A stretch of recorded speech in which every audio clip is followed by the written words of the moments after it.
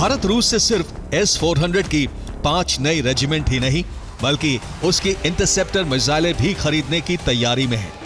भारत ने अपने रणनीतिक एयर डिफेंस सिस्टम S-400 के लिए बड़ी खरीद प्रक्रिया शुरू कर दी है। रक्षा मंत्रालय रूस से S-400 की 300 इंटरसेप्टर मिसाइलें खरीदना चाहता है।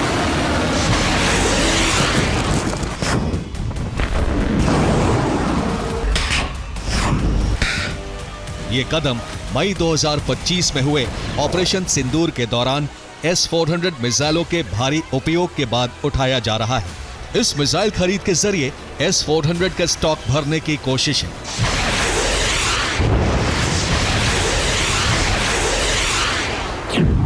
सूत्रों के मुताबिक इन मिसाइलों की खरीद मूल्य 10,000 करोड़ रुपए से अधिक बताई जा रही है। सरकार इस डील को इसी वित्तीय वर्ष में पूरा करना चाहती है।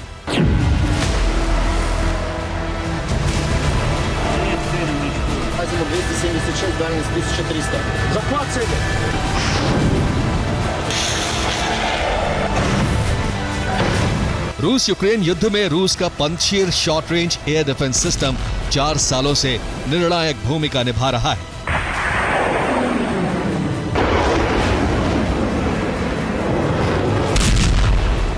भारत इस रूसी रक्षक को भी अपने हवाई सुरक्षा बेड़े में शामिल करना चाहता है। पुतिन और उनके प्रतिनिधि मंडल से पंजशीर को लेकर भी बात संभव है।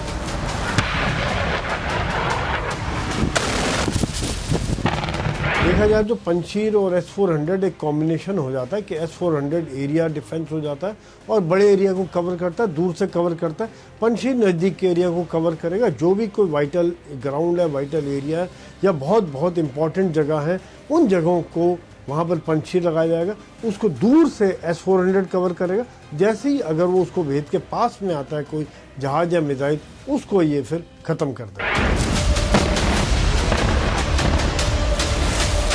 भारत पंजशीर के फायर पावर से इतना प्रभावित क्यों है, ये आपको इसकी खूबी देखकर पता चलेगा।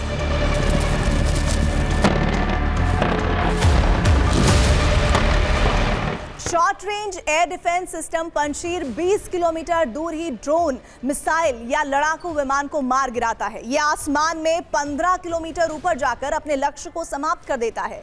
इस एयर डिफेंस सिस्टम को जाम करना लगभग असंभव है। पंजशीर पूरी तरह से ऑटोमेटिक है, यानी ये खुद ही टारगेट को ढूंढता है और उसे खत्म कर देता है। बड़ी बात यह कि पंजशीर एयर डिफेंस सिस्टम युद्ध भूमि में चलते हुए भी हमला करने में सक्षम है। ये सिर्फ 5 सेकंड में 20 लक्ष्य को न सिर्फ खोज लेता है बल्कि उस पर निशाना भी साध लेता है। ये एक साथ एक समय में 4 लक्ष्य को पूरी तरह से समाप्त करने में सक्षम है। यही वजह है कि भारत इसे अपने सुरक्षा बेड़े में शामिल करना चाहता है ताकि S-400 और पंजशीर की जोड़ी भारत के आसमान में एक ऐसा सुरक्षा चक्र तैयार कर सके जिसे भेदना असंभव हो जाए।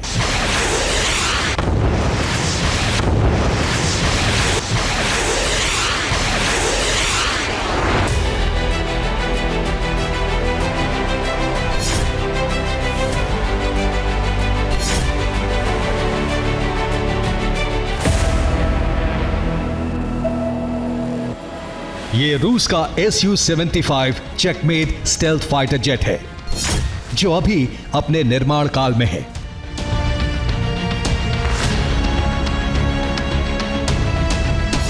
पुतिन का Su-75 चेकमेट अगले साल पहली उड़ान भरेगा, यानी अपनी पहली परीक्षा से गुजरेगा। लेकिन उससे पहले ही रूस ने Su-75 चेकमेट को लेकर भारत को बहुत ही आकर्षक और लुभावना ऑफर दे दिया है।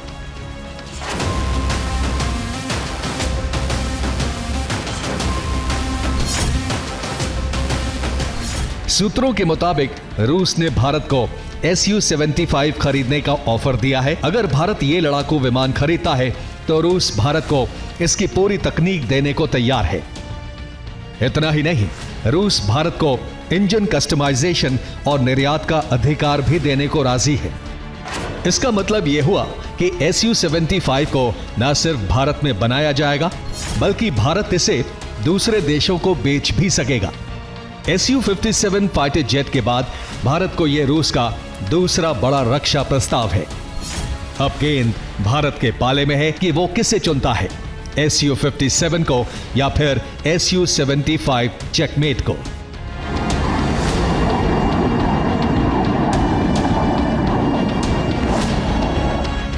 रूस ने इस Su-75 चेकमेट के डिजाइन में कई बड़े बदलाव किए हैं ताकि इसे अंतर्राष्ट्रीय बाजार की जरूरतों के हिसाब से और बेहतर बनाया जा सके।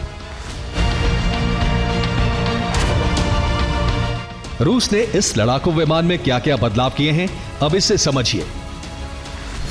रूस के मुताबिक 2022-23 में कई देशों से मिले सुझावों के बाद इसके डिजाइन में काफी सुधार किए गए, जिनमें बेहतर स्टेल्थ क्षमता, ज्यादा फुर्ती, उन्नत एवियोनिक सिस्टम, 5 आंतरिक हथियार बे, 11 बाहरी पॉइंट्स और कम लागत वाला ऑपरेशन सिस्टम शामिल है।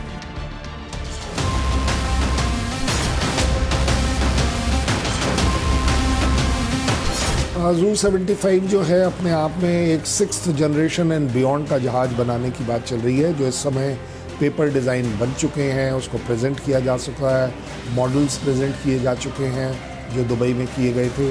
सबसे बड़ी बात यह है कि अगर इंडिया और रशिया Su-57 के ऊपर एक अच्छा एग्रीमेंट कर सकता है तो ऑटोमेटिकली उसको अपग्रेड करना आसान है।